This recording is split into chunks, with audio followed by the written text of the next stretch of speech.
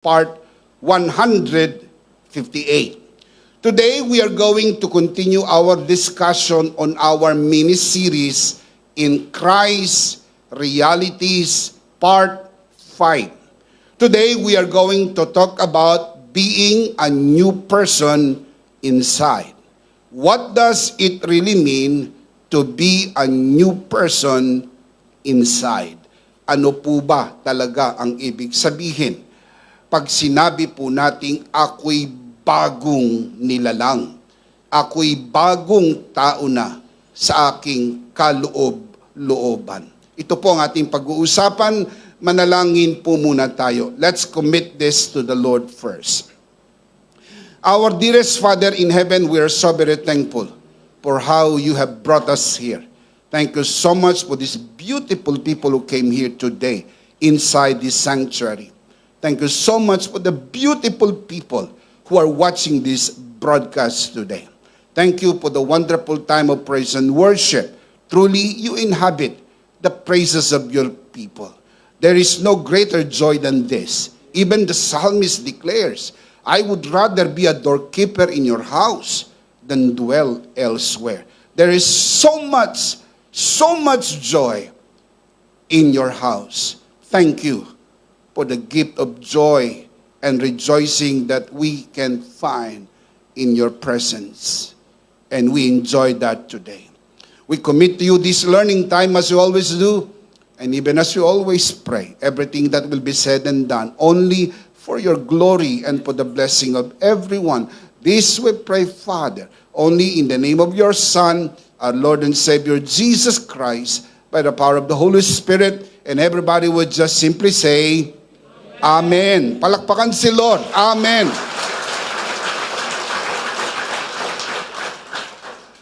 Ito po ang ikalimang bahagi ng ating pong series in Christ Realities. Ang ibig sabihin po ay meron na po tayong napag-aralang unang apat na mga aralin.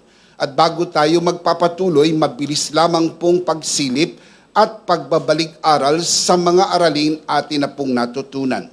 Natutunan po natin ang apat na malaking mga katotohanan. Number 1, in Christ, I am perfectly loved by God.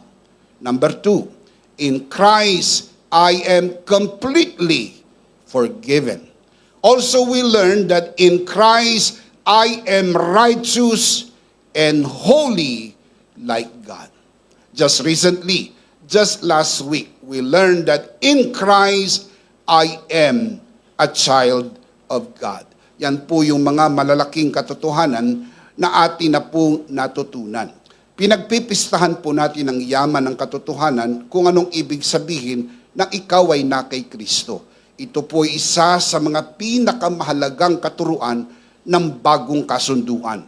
Dahil tayo na kay Kristo, dapat alam natin kung anong naipagkaloob sa atin, alam natin kung sino tayo sa harapan ng Diyos dahil kay Kristo, at dahil kay Kristo, ano ang kaya nating gawin. I am what the Bible says I am. I have what the Bible says I have. And I can do what the Bible says I can do. Ipagpapatuloy po natin ang ating pong talakayan. Today, we are going to talk about being a new person inside.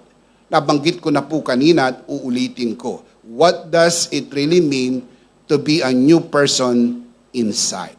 I want to share with you 3 things today. We will be talking about the creation of man, the fall of man, and the redemption of man. Of course, at the end, we will do a powerful life application. Pag alam na natin ang mga katotohanan ito, dapat alam nating ipamuhay, i-apply sa ating pang-araw-araw na buhay. Let's begin. Number 1, let's talk about the creation of man. One of the primary doctrines in theology is what is known biblical anthropology. Pag sinabi po nating biblical anthropology, it means the doctrine of man based on the teaching of the Bible. Kapag sinabi po natin biblical anthropology, ang coverage po nito ay yung 3 malaking puntos na nabanggit ko sa inyo. The creation of man, the fall of man and the redemption of man. Sa wikang Pilipino, ang pagkakalika sa tao, ang pagbagsak ng tao, at ang katubusan ng tao. There are two conflicting views about the doctrine of man, and that is evolution and the other one is creation. Ang dalawang ito ay magkabangga. Ang dalawang ito ay kaisipan na may mga taong naniniwala sa evolution at meron ding mga taong naniniwala sa creation. When we say evolution, it is a scientific theory that proposes that man evolved from monkeys over a period of 65 million years. Yun po ang pinupropose ng evolution. The theory of evolution was most famously formulated by Charles Darwin in 1859 in his famous book, The Origin of Species. Kaya may mga naniniwala na ang tao ay galing sa unggoy. Parang mahirap naman ata itong paniwalaan. Pero may mga taong mas gusto nilang paniwalaang sila'y galing sa unggoy at hindi naman mahirap paniwalaang sila'y mukhang unggoy. Pabiro ko na lang sinasabi sapagkat pag sineryoso po nyo ito ay baka tumaas ang presyon po ninyo at tubuan kayo ng balahibo sa buong katawan. Pero may mga taong ganyan ang paniniwala. Sa kabilang panig, meron din pong mga naniniwala sa creation. On the other hand, it is a biblical truth that asserts that man was created by God as taught in the Bible. Ang basihan po ng creation, hindi theory. It is a biblical truth based from the Word of God, the Bible. Now, here's the question. What do you think? Did you come from monkeys or were you created by God? Taas ang kamay ng naniniwalang siya'y galing sa unggoy. Mabuti naman sa pulong na ito, wala kahit isa. Itaas ang kamay ng naniniwala siya'y nilikha ng Diyos. Itaas ang kamay at palakpakan natin ang dakilang manlilikha. Praise God! Of course, naniniwala ko na mas maraming nanonood sa broadcast na ito na naniniwalang sila'y nilikha ng Diyos. At kung mayroon man na naniniwalang siya'y galing sa unggoy, ay baka may kalayaan din siyang maniwala kung anong gusto niyang paniwalaan. Pero maging maingat po sa anuman ang iyong paniniwalaan. Proverbs chapter 23 verse 7 from the New King James Version. For as a man thinks in his heart, so is he. Sa wikang Pilipino, kung ano ang pinaniniwalaan ng tao sa kanyang puso, siya nga yun. Kaya kung naniniwala ka na ikaw ay galing sa unggoy, unggoy ka. Na hindi ako nagsabi, ang Biblyang nagsabi. Kung anong pinaniniwalaan mo, ikaw yon. Kaya mahalagang paniwalaan natin na tayo nilikha ng Diyos dahil taglay natin ang wangis at larawan ng Diyos na sa atin ay lumikha. When we say the creation of man, it is important to highlight this point. Man was created like God. Nilikha ng Diyos ang tao katulad niya. Genesis chapter 1 verse 26. Then God said, let us make man in our image, in our likeness. The word God here comes from the original Hebrew word Elohim.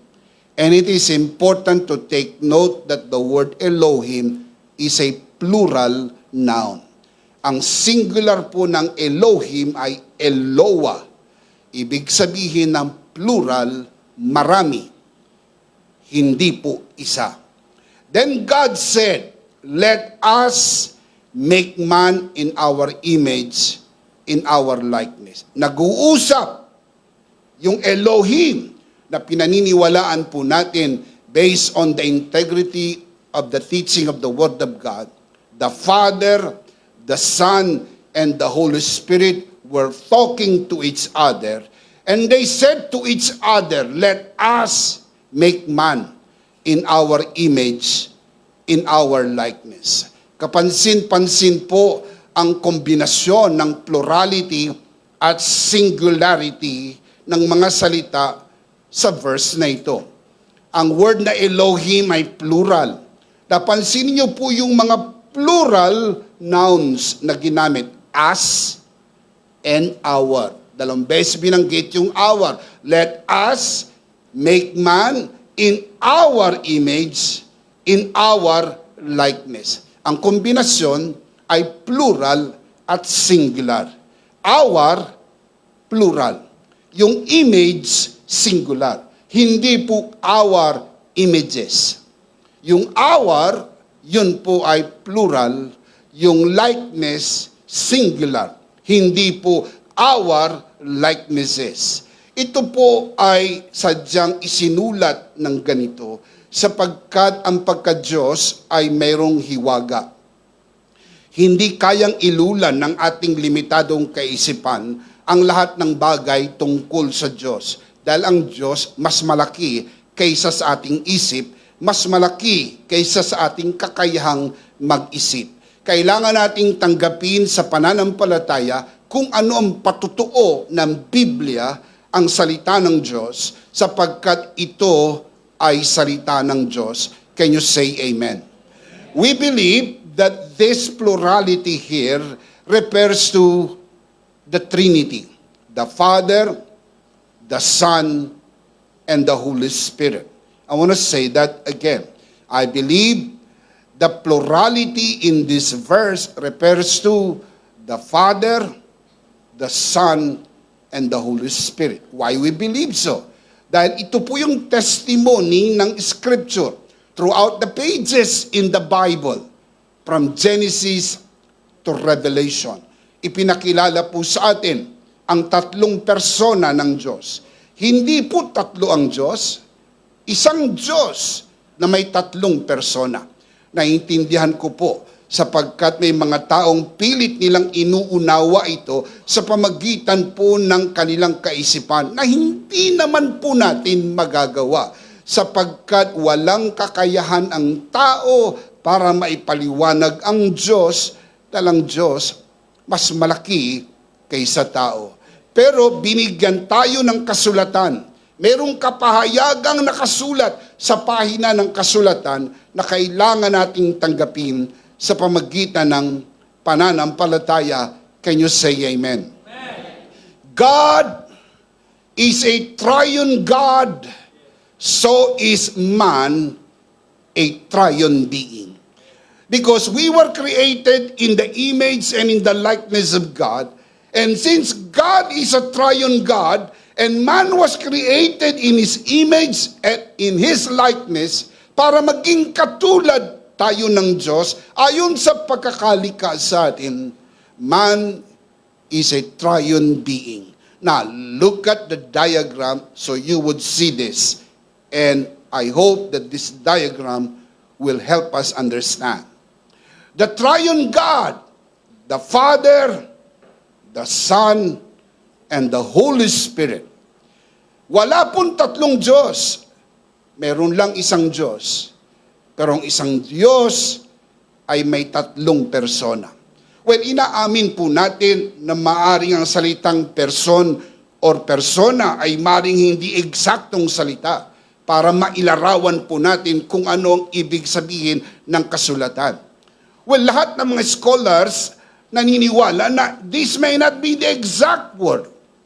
Ano naman ba talaga ang eksaktong salita na naimbento ng tao para mailarawan ng Diyos na mas malaki kaysa tao? Wala. But at least they agreed together that the word person is the nearest word to describe the identity of God. The Father, the Son, and the Holy Spirit. Now look at the triunity of man. Spirit, soul, and body. One man. Now, let us prove this in the Word of God. Matthew chapter 28, verse 19. Go, therefore, and make disciples of all the nations, baptizing them in the name of the Father, and of the Son, and of the Holy Spirit. Napansin niyo po, mga kapatid, nandun yung triunity. Nandun po yung Trinity. The Father, the Son, and the Holy Spirit. Nakita niyo po yung separation. Merong article at merong conjunction. The Father and the Son and the Holy Spirit. 1, 2, 3. The Triune God. Sa original Greek text, ganito nyo ito mababasa. To patros kai to huyo kai to hagyo pneumatos. Pansinin nyo yung article na the Father, the Son, and the Holy Spirit. Grammatically, mahalaga po yung pagkakagamit ng definite article. Kasi sa grammar, pag ginamitan po ng definite article, dalawang ibig sabihin yan. Distinct and separate from others. Kaya pag ginamitan ng definite article, the Father, this is what it means. The Father is not the Son. The Son is not the Holy Spirit. And the Holy Spirit is not the Father. Yun ang ibig sabihin ng definite article. To patros, to huyo, to hagyo pneumatos. 1 John chapter 5 verse 7.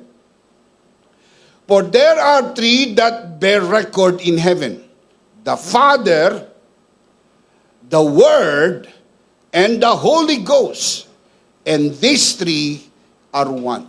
You see right there, the triunity. These three, referring to the Father, the Word, and the Holy Ghost, are, plural, are one. In the original Greek text, you can read this in this manner. Ho pater, ho logos, kai to hagion pneuma.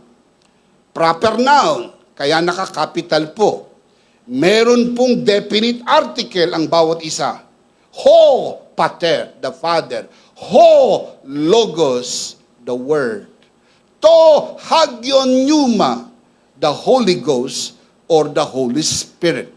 Meron din pong conjunction na kai or end. So, ibig sabihin, meron pong separation at merong distinction. 1 Thessalonians 5:23. Now, look at the creation of man.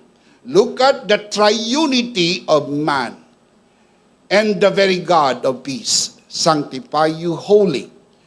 And I pray, God, your whole spirit and soul and body be preserved blameless unto the coming of our Lord Jesus Christ.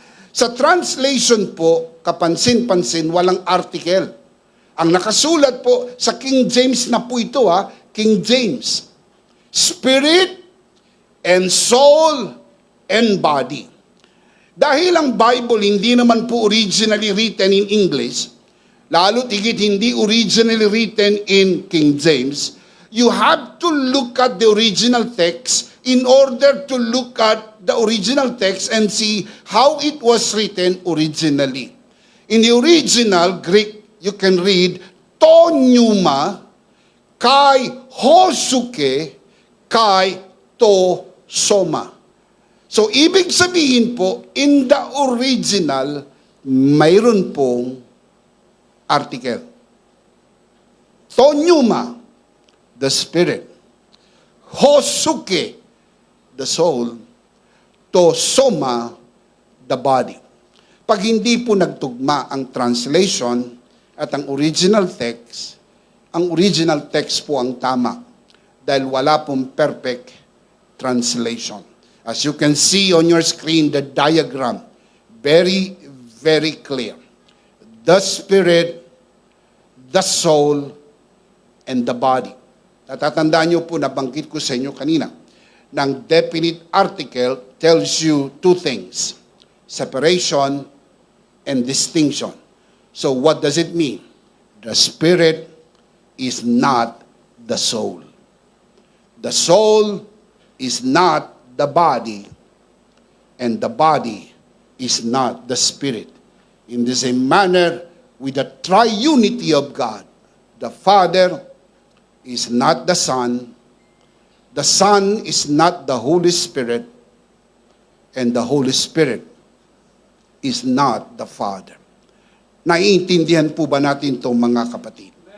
Mahalaga rin po yung conjunction na N. Balikan po natin yung verse.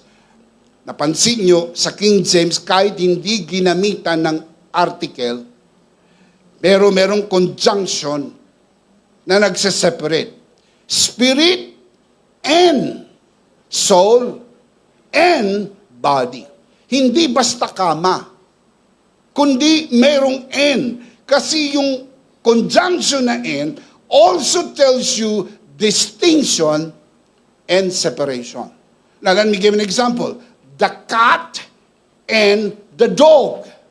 Yung conjunction na N separates two distinct animals. Another example, she brought apples and oranges. Yung conjunction na N separates two types of fruit, the apples and oranges. Bagaman mahina ang salin na walang article, pero nandun pa rin ang separation and distinction gamit po ang conjunction, sapagkat very clear sa Bible ang pagkakalika ng Diyos sa tao ay katulad ng sa Diyos. God is a triune God, so is man a triune being. Now look at the diagram again. The Father, the Son, and the Holy Spirit. The Spirit, the soul, and the body. Ang tawag po dito ay trichotomy. Trichotomy. Now, this is a very important belief because this is a belief known as trichotomy, meaning that man was created like God. God is a triune God. Man is a triune being. You see the likeness of image, the likeness of God. On the contrary, meron din pong naniniwala sa tinatawag na dichotomy.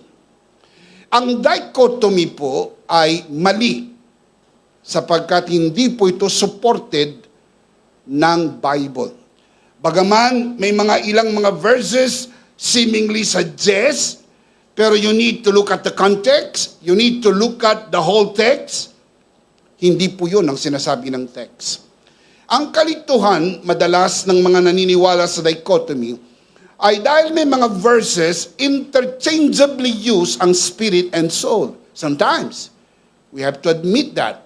Pero that is why hermeneutics is very important because you look at the text and you look at the context as well. So dichotomy is wrong. Number one, the creation of man. Meron po tayong booklet and ebook as well that would help you understand created like God. I wish I have even more time to fully develop this. Pero dito sa booklet na ito ay ipinaliwanag po yung creation of man. Na bakit po mahalaga ito? Very fundamental. In fact, sa EMI schooling, first year, first subject, created like God. Kasi naniniwala po kami na mahalaga ang fundamental truth kung paano nilikha ng Diyos ang tao. at yung mga susunod na aralin na ipapatong mo sa pundasyon na ito, mas magiging magaang na maunawaan. The creation of man. Now we need to move on. Number 2, the fall of man. Genesis chapter 2 verse 16 to 17. The Lord God commanded the man, saying, of every tree of the garden you may freely eat, but of the tree of the knowledge of good and evil you shall not eat. For in the day that you eat of it, you will surely die. Not that you may die, surely die. Merong dalawang puno sa gitna ng hardin. The tree of life and the tree of the knowledge of good and evil. Sabi ng Diyos, sa lahat ng bunga ng punong kahoy sa loob ng hardin, malaya niyo makakain.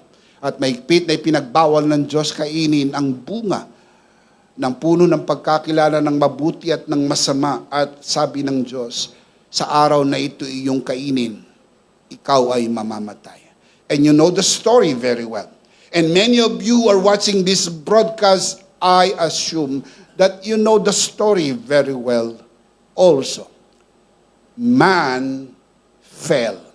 Bumagsak ang tao.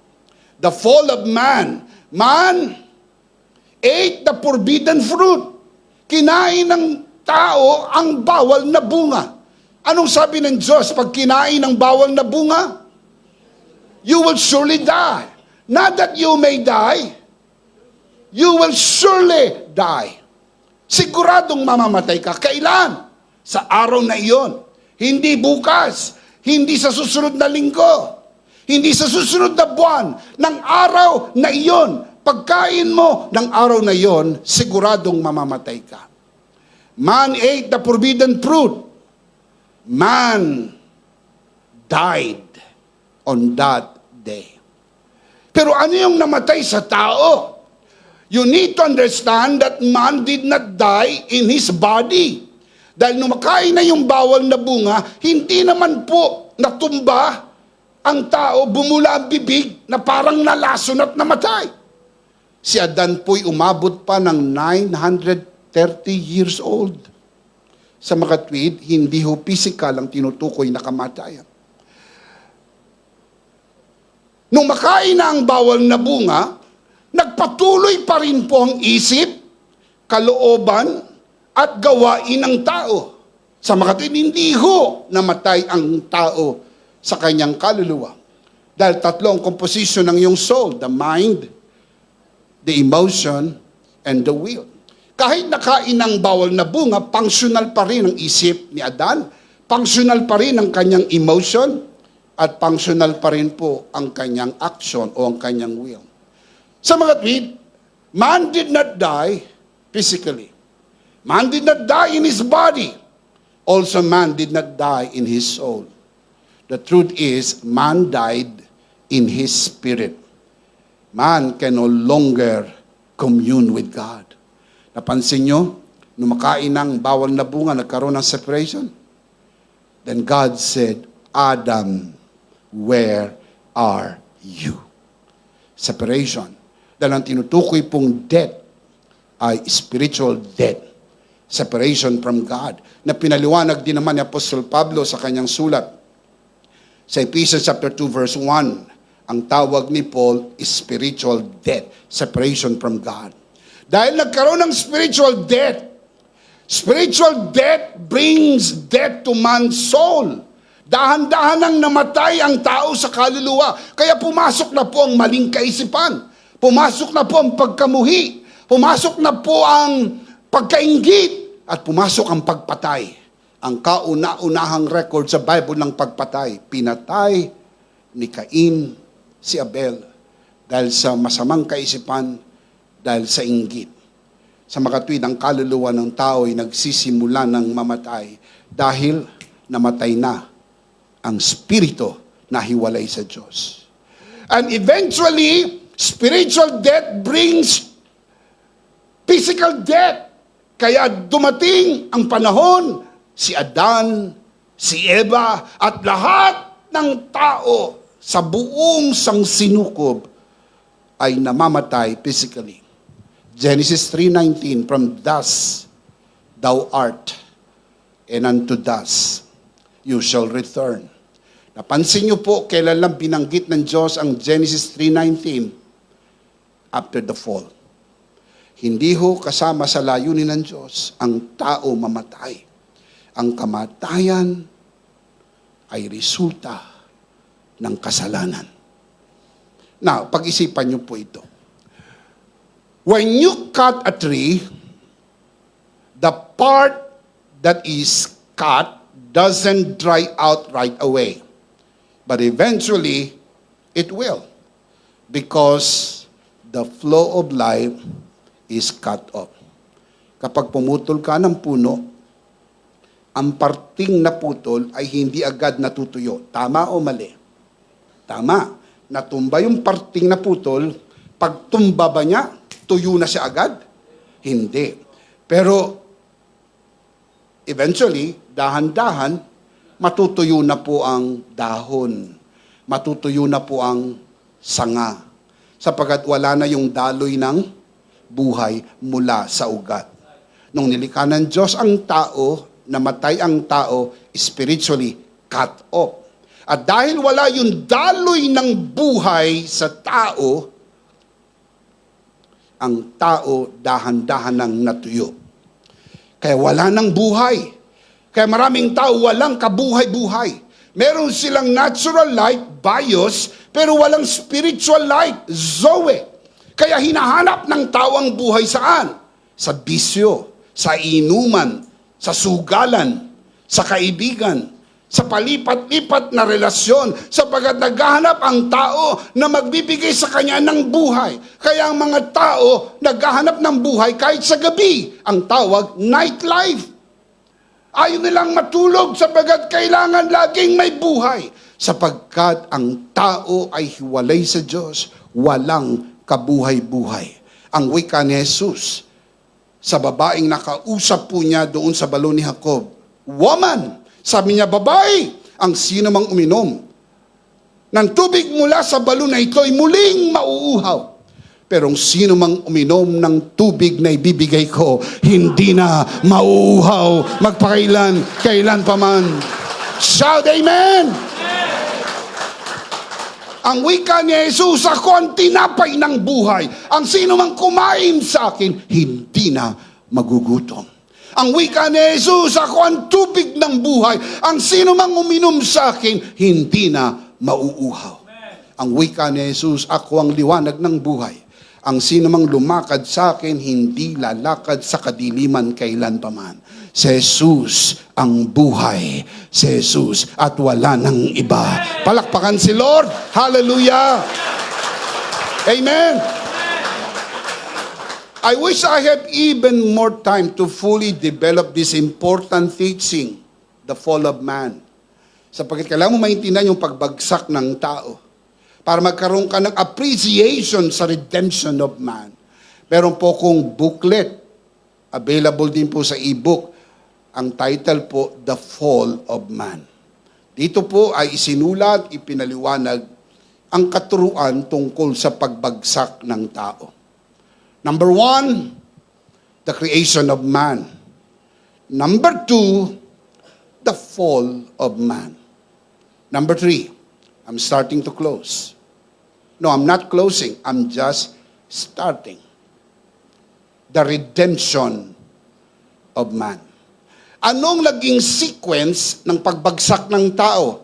Spirit, soul, and body. Unang namatay espiritu, dahan-dahang namamatay ang kaluluwa, hanggang sa tuluyang namatay ang katawan. Nasusundan niyo po ba ang daloy? Nahiwalay sa Diyos, naging masama isip, naging mainggitin, pumatay ang tao. And eventually, namatay ang tao physically. Sa redemption, ganun din ang sequence. Kung paano pumasok ang the fall, ang sequence, spirit, soul, and body, sa redemption, ganun din ang sequence. Magsisimula sa spirit, sa soul, and sa body. Number one, you need to realize is the redemption of the Spirit. We call this regeneration. Regeneration is an act of God by which a spiritually dead person is made alive by the Holy Spirit. Made alive. Sa pamagitan ng Espiritu, siya'y nabubuhay na maguli. Yan po yung tinatawag po nating born again. Sabi sa John chapter 3 verse 6, flesh gives birth to flesh, but the Spirit gives birth to spirit. Tawag dyan, born again. Very important po na maintindihan natin dahil yan po ay born again. It is imperative.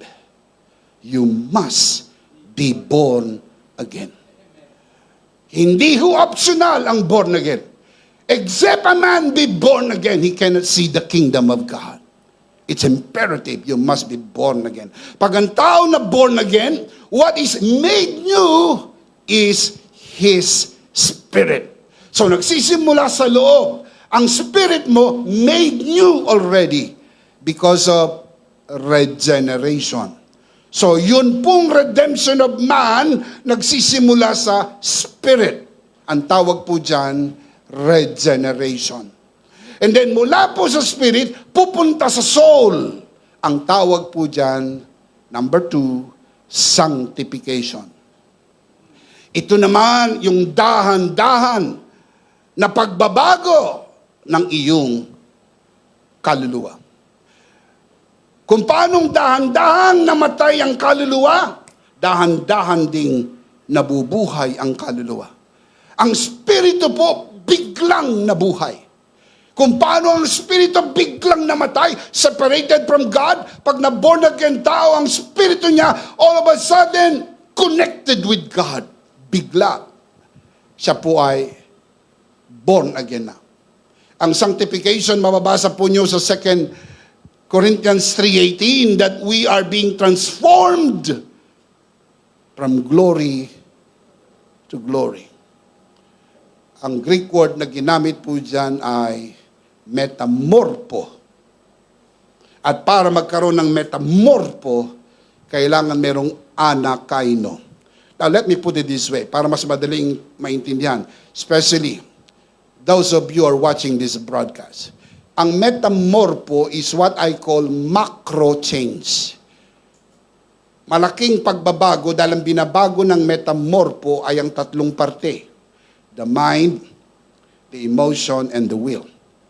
Yun yung soul part. Sa soul part, ang main faculty is the mind. Ang tawag po sa pagbabago ng isip, micro-change. Micro-maliit.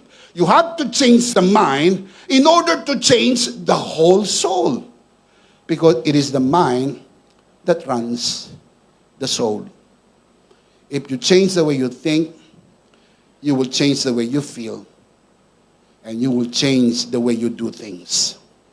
Kaya, metamorpho and anakaino. I am giving you supplement reading, especially those of you who are watching this broadcast, because it is impossible to be able to discuss all this in just one sermon. Imposible po yun. I am giving you an information that can be discussed at least in 6 months. And I'm just throwing this to you in 1 hour or so. That's why if you want to learn more, read more. Because that is very important. That is the soul being made new. Number 3 is what is known the glorification. This is the change in the body. Pansinin niyo po ang sequence. Bumagsak ang tao, spirit, soul, and body. Di-redeem ang tao, spirit, soul, and body. Redeemed na ang iyong spirit. Ang soul mo is in process of redemption, being made new. Your body will soon be redeemed when Jesus returns. Tulad sinasabi ni Apostle Pablo sa Philippians chapter 3 verse 21 that we will be given a new body, a glorified body. Mangyayari po ito sa second coming. Kapag namatay ang Kristiyano bago mag-rapture, ang kanyang katawan ay babalik sa alabok. Ang kanyang hope sa second coming, yung tinatawag na resurrection of the body. Kaya magkakaroon siya ng bagong katawan. Pero mayroong mga aabutan ng buhay sa kanyang muling pagbabalik. Ang tawag yun, the rapture of the church. Kapag tumunog ang trompeta, ngayon, habang nagsasalita ko, tumunog ang trompeta, sama-sama na tayong sasalubong sa Panginoon at mapapasa Panginoon magpakailan-kailan pa man. Shout amen! Well, I wish I have even more time to fully develop that. Meron po tayong booklet and e-book as well. Ang title po, The New You. Dito po diniscuss that you will be given a new body. Isang bagong katawan na wala ng kapintasan. Isang bagong katawan na hindi na nahahapo, hindi napapagod, hindi nagkakasakit, walang downtime. Isang katawan na hindi na mamamatay magpakailan-kailan pa man. Hallelujah! Come on, get excited, church! Clap your hands! Woo! Praise God. Now, para makita niyo yung kabuuan, I want you to see this diagram. You can see this on your screen. Now, look at this diagram. As you can see right here, yung spirit mong na-born again, tawag regeneration, made new, bago na to. Dahil nagsimula ang redemption sa inside, which is the spirit already made new, yan pong pagbabago na yan, pumupunta sa soul. Eventually, in process, dahan-dahan. Kaya itong soul mo already like Jesus. 1 John 4:17. Wala ka ng problem dito sa spirit. Hey, listen to me. Those of you are watching this broadcast, you do not have any problem with your spirit if you are truly born again. 1 John 3:9, he who is born of God does not sin, cannot sin, because the seed of God remains in him. He cannot sin, he will not sin, because he has been born of God. Kaya born again spirit ang tawag po dyan. Then, ang born again spirit, pupunta po yan, ang pagbabago dadalhin sa soul. 2 Corinthians 3:18, ito po dahan-dahang nababago. Naintindihan nyo na kung minsan, kahit born again na, minsan palyado dito. Di magandang ugali, salbahe. Kasi hindi pa totoong nabago, hindi pa tuluyang nabago. Minsan, gumagawa pa ito ng hindi maganda. Nakakaisip pa ng hindi maganda. Pero wag mong husgahan. Dahil hindi pa tapos ang Diyos sa kanyang buhay. Patuloy siyang binabago, patuloy siyang binabago. Ang tawag diyan, sanctification, being made new. Hanggang sa dumating ang araw, ang pinakadakilang araw, that you think like Christ, you feel like Christ, you act like Christ. May pagbabago ka na. Dati ang tagal mong magpatawad, 1 taon. Pero, born again ka na, 1 taon ka pa bago magpatawad. Pero dahil sa gumagawa ang salita ng Diyos sa iyo, ngayon, 6 months na lang. O, Bishop, ang tagal pa rin ah. Nagre-reklamo ka sa 6 months, hindi mo nakita yung 1 taon. Mga kapatid, nung bago ma-born again yan, 100 mura, 1 araw. Matuwa, magalit, puto seko, puto maya, puto kutsinta, puto bongbong. Minumura lahat. Pero nung ma-born again, nagbago, may natirang isa. Isa na lang. Itiniran talaga niya yon para sa kapitbahay niya. Pero yon, tuluyan na ring mawawala dahil ikaw ay patuloy na binabago ng ating Panginoon. Shout amen! Now, you can see from spirit to soul and then to the body, glorification will be made new. Made new, being made new, will be made new. Like Christ, being like Christ, will be like Christ. May plano ang Diyos sa atin. Mga anak tayo ng Diyos. Mahal tayo ng Diyos. Maganda ang plano ng Diyos. Shout amen! 2 Corinthians 5:17, when someone becomes a Christian, he becomes a brand new person where? Inside. He is not the same anymore. What happened? A new life has begun. Pumasok na po yung Zoe sa Spirit. Yung Zoe na nasa Spirit magsisimulang mag-affect sa yung soul.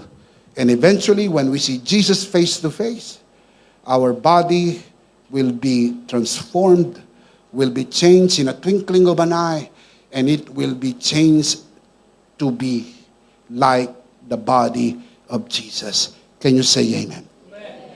Now, here's the question. If you are made new inside, bago ka na ba sa loob?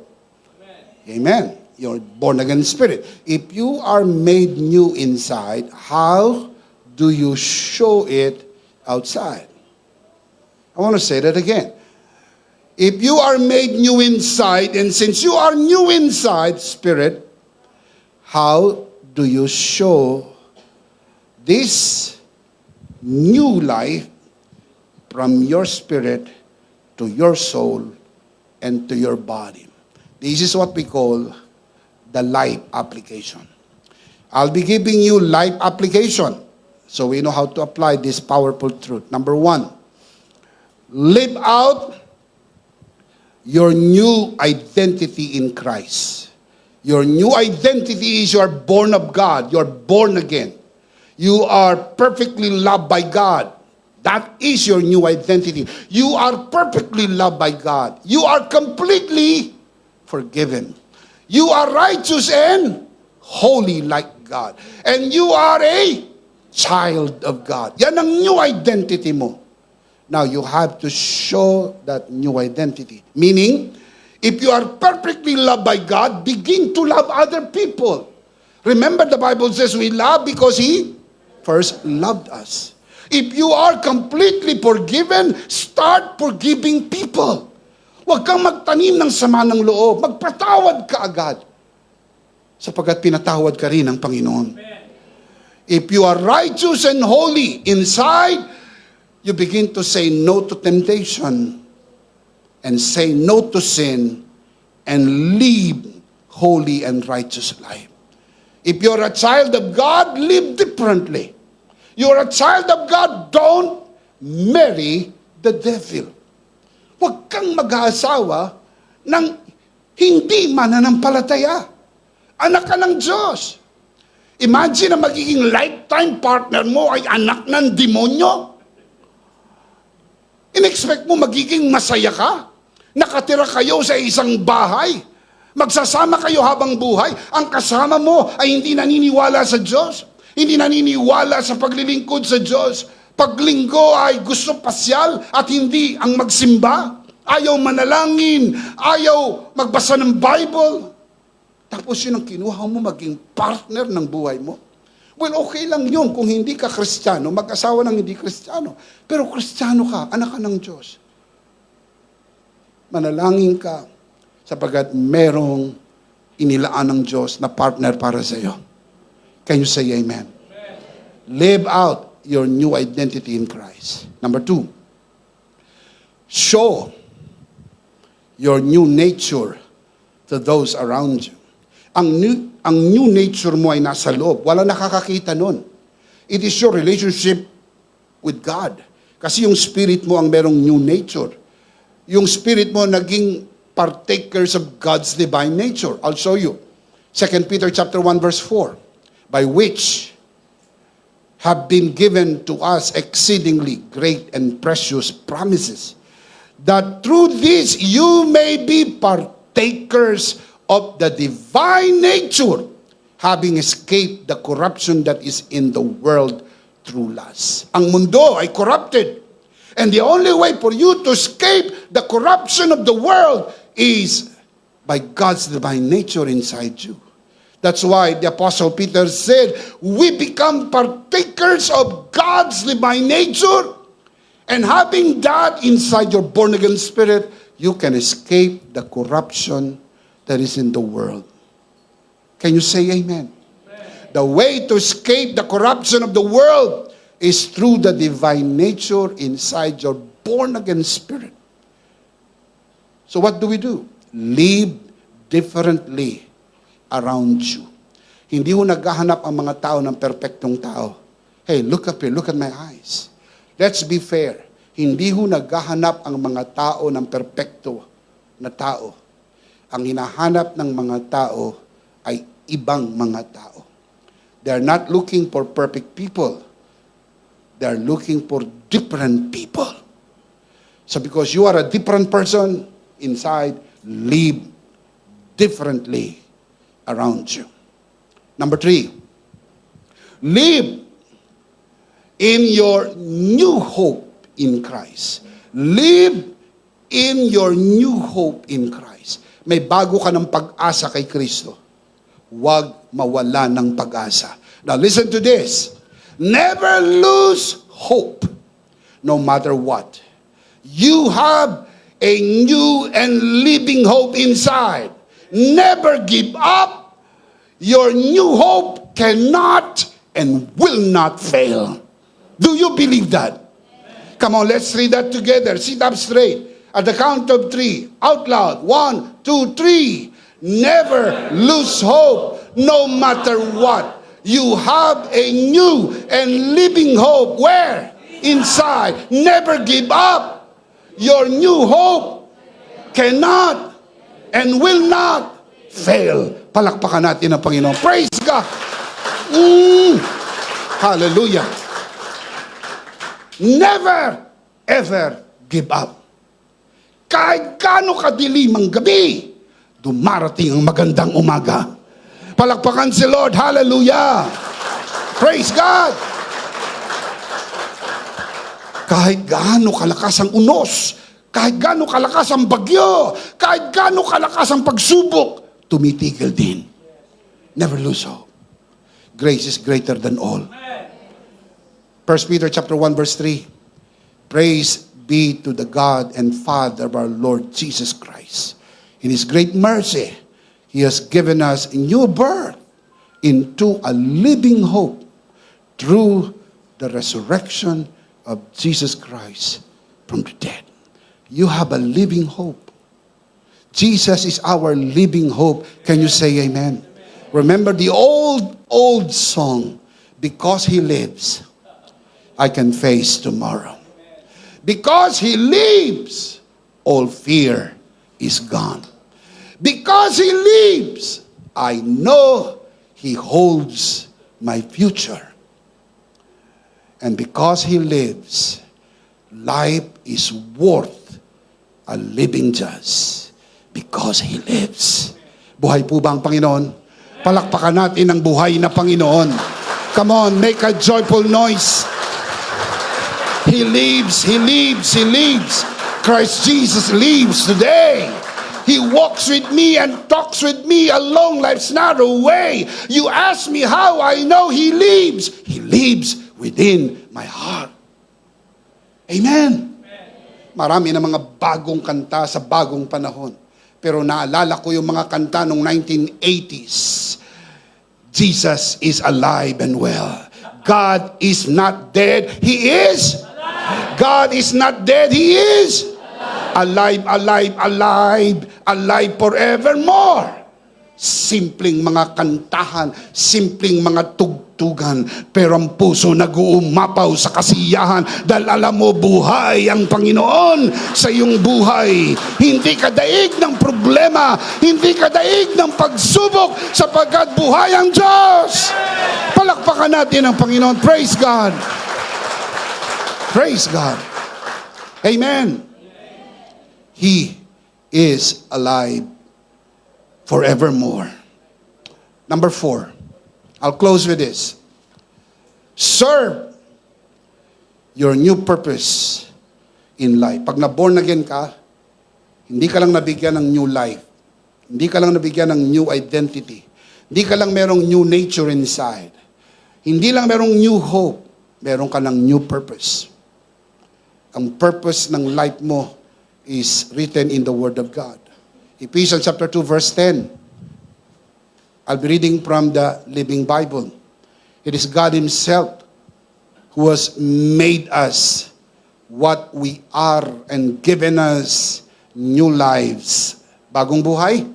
New lives from Christ Jesus. And long ages ago, He planned that we should spend these lives. And tell me how? By helping others. That is your new purpose in life. You don't live by yourself anymore. Hindi na sarili mong iniisip mo. You live for others. And what could be the best help you can give others? What could be the best help na maaaring makatulong tayo sa napakaraming pamamaraan? But what could be the best help you can give others? The answer is, above all, give them Jesus. Everything else will fall into place. Si Jesus ang tinapay ng buhay. Ibigay natin si Jesus sa kanila. Si Jesus ang tubig ng buhay. Kaya ang tao ay uhaw sa maraming bagay ng kamunduhan.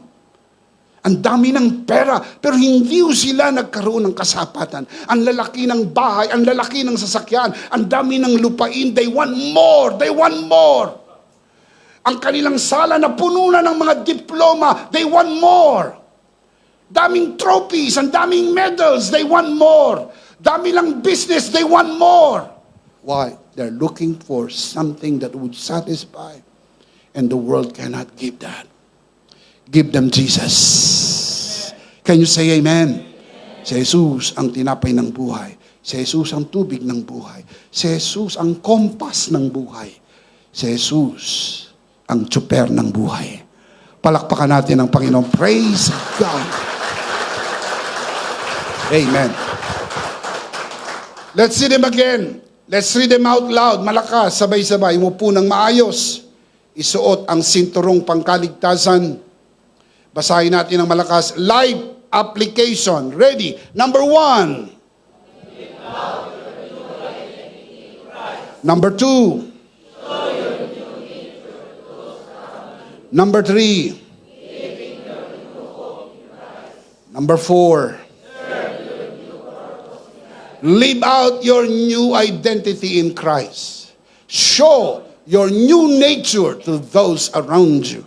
Live in your new hope in Christ. Serve your new purpose in life. Take note, new identity, new nature, new hope, new purpose. Why? Because you were given new life. The big idea is, in Christ, I am a new person inside. Come on, let's say that together. What is the big idea? In Christ, I am a new person inside. Louder. In Christ, I am a new person inside. Are you in Christ? Amen. You are a new person inside. From your spirit to your soul, and eventually, when Jesus returns in our body, we will see Him face to face. The Apostle John said, when we see Him, we shall be completely like Him. But for now, 1/3 of our being is perfectly like God, because it is a new person inside.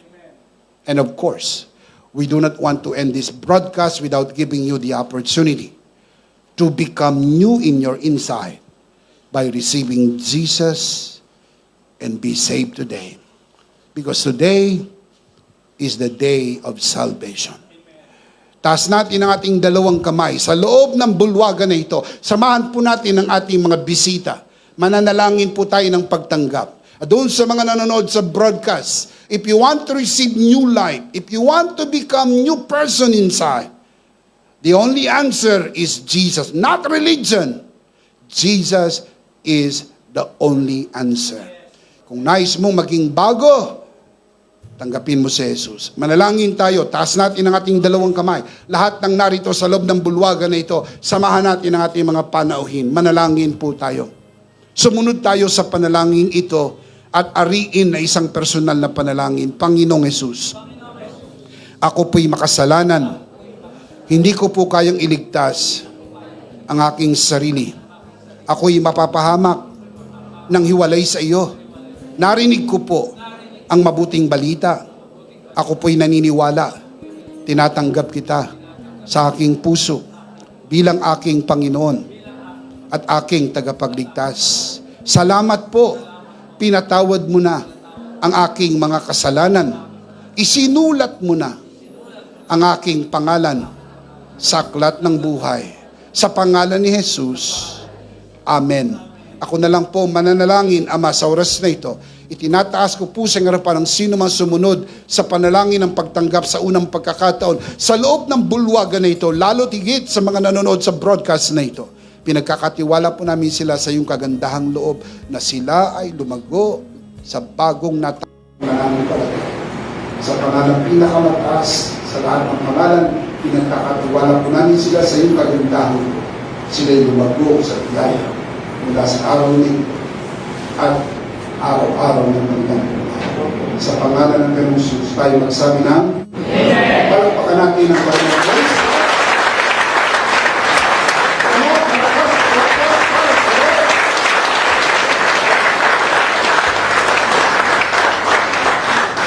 Mula po sa ikaibutura ng aming puso, mula po dito sa EMI Center, sino mang sumunod sa panalangin ng pagtanggap, nakikita lang po kami sa inyo. Welcome to the family of God. Palakpakan si Lord. Welcome to the family of God. Shout amen. Again, the big idea is in Christ, I am a new person inside. Ihanda po natin ang ating mga sarili, tayo po'y darako sa gawain ng banal na komunyon. Get your communion elements and let's do this together.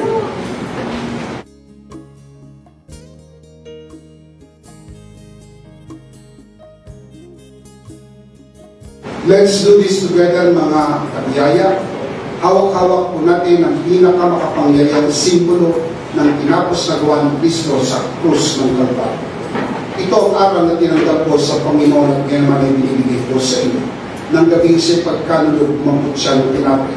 Kanyang pinagtira-preso, kanyang sinabi, ito ang aking katawan na pinagtira-preso dahil sa inyo. Gawin niyo ito pinapag-ala-ala sa akin. Sabay-sabay po natin ito.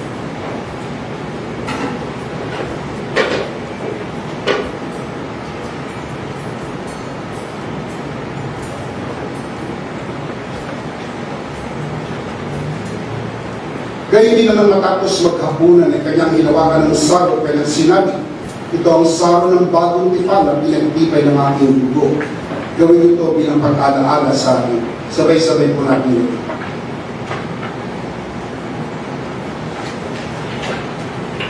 Ating itaas ang ating dalawang kamay at sumunod po tayo sa panalangin ito. Aming Ama. Maraming salamat po sa aming Panginoong Hesukristo. Panginoong Hesukristo, maraming salamat po sa iyong banal na dugo na iyong itinigis sa krus ng Kalbaryo. Dahil po dito, lahat ng aming kasalanan ay iyon ang tinatawag.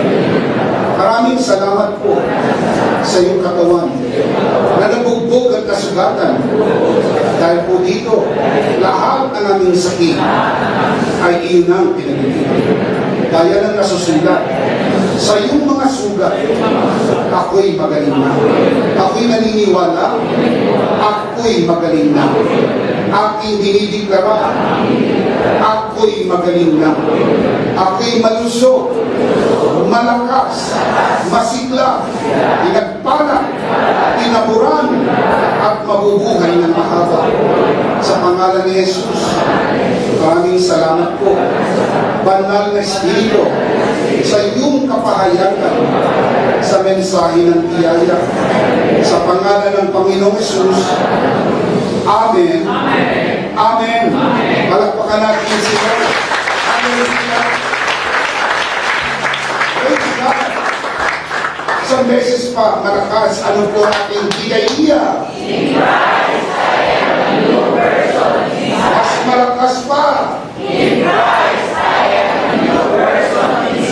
Are you in Christ?